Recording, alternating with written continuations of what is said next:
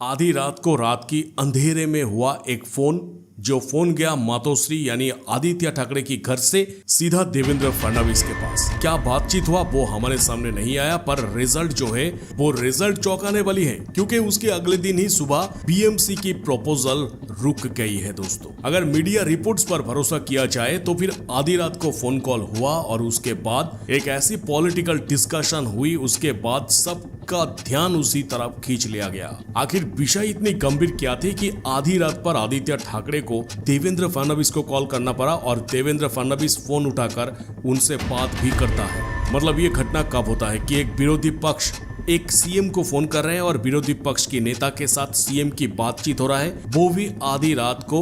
ये तभी हो सकता है जब मामला बहुत सीरियस हो। पर पॉलिटिकल मामला क्या है इसके अंदर मैं जाना नहीं चाहता, मैं बस यही चीज के ऊपर फोकस करना चाहता हूँ कि देवेंद्र फडणवीस और आदित्य ठाकरे आधी रात को भी फोन पर बातचीत कर सकते हैं। आधी रात की एक कॉल पे देवेंद्र फडणवीस को लग सकता है कि ये बहुत जरूरी कॉल है, बहुत जरूरी मीटिंग है, आदित्य ठाकरे के साथ बातचीत करना चाहिए। अब सवाल इसी जगह पर ये रहेगा देवेंद्र फडणवीस जी से कि अगर आदित्य ठाकरे के साथ कोई पॉलिटिकल मुद्दे पर बात किया जा सकते हैं आधी रात पर भी, तो फिर ये दिशा सालियान सुशांत सिंह राजपूत की केस जिसको लेकर आप इतनी परेशान थे, जो कि लोगों को दिखा रहे थे, उसको लेकर क्या कभी भी शाम के टाइम पे आदित्य ठाकरे को एक फोन कॉल करके कुछ पूछा? आधी रात की बात तो मैं छोड़ ही देता हूँ। और दोस्तों, ये कोई नया बात नहीं, बल्कि इससे पहले भी एक घटना मैं आपके सामने लेके आया था, जहाँ पे देवेंद्र फडणवीस और आदित्य ठाकरे एक लग्जरी होटल की एक रूम पे एकांत पे बैठकर 4.5 घंटे की एक सीक्रेट मीटिंग किया था। मतलब ये सब कुछ देखकर ये तो प्रतीत हो रहा है कि देवेंद्र फडणवीस और आदित्य ठाकरे कितना ही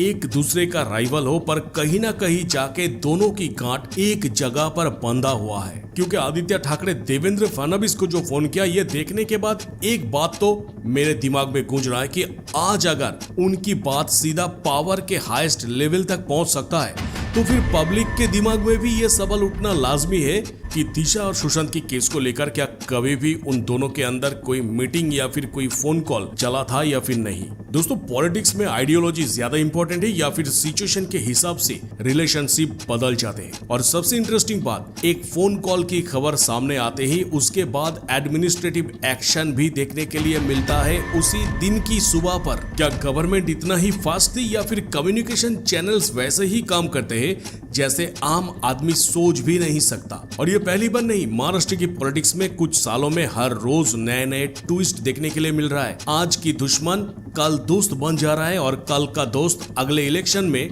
पॉलिटिकल राइवल बन जा रहा है। यानी जब जिसको जिसकी जरूरत पड़ रहा है वो एक दूसरे के साथ हाथ मिला रहे हैं, क्योंकि खुद को जो बचाना है। यानी ये सब कुछ देख के देवेंद्र फडणवीस की वो बड़े बड़े मुद्दे, बड़े बड़े बातें, बड़े बड़े स्टेटमेंट एक पल में मिट्टी में मिल जाते हैं। और ये दोनों खबर बैक टू बैक हमारे सामने आने के बाद लगभग ये इक्वेशन मिलाना कोई इम्पॉसिबल बात नहीं है कि आदित्य ठाकरे और देवेंद्र फडणवीस के अंदर जो सेटिंग हो गया है या फिर जो सेटिंग तैयार हो रहा है, उसके बाद दिशा या फिर सुशांत सिंह राजपूत की केस में आदित्य ठाकरे को टच अगर करना है तो फिर देवेंद्र फडणवीस को पार करके उसको छूना पड़ेगा। क्योंकि ये ऑफिशियली कंफर्म हो चाहे ना हो, देख के ऐसा ही लग रहा है कि आदित्य ठाकरे के ढाल के रूप में खड़ा है खुद देवेंद्र फडणवीस। और क्या पता अगले दिन अगर आदित्य ठाकरे की सरकार हो जाए, अगर आदित्य ठाकरे सरकार में आ जाए, तो फिर देवेंद्र फडणवीस या फिर उनकी ग्रुप का कोई अगर ऐसी काला चिट्ठा निकल के आ जाए, तो फिर देवेंद्र फडणवीस की ढाल बन के खड़ा हो जाएगा यही आदित्य ठाकरे।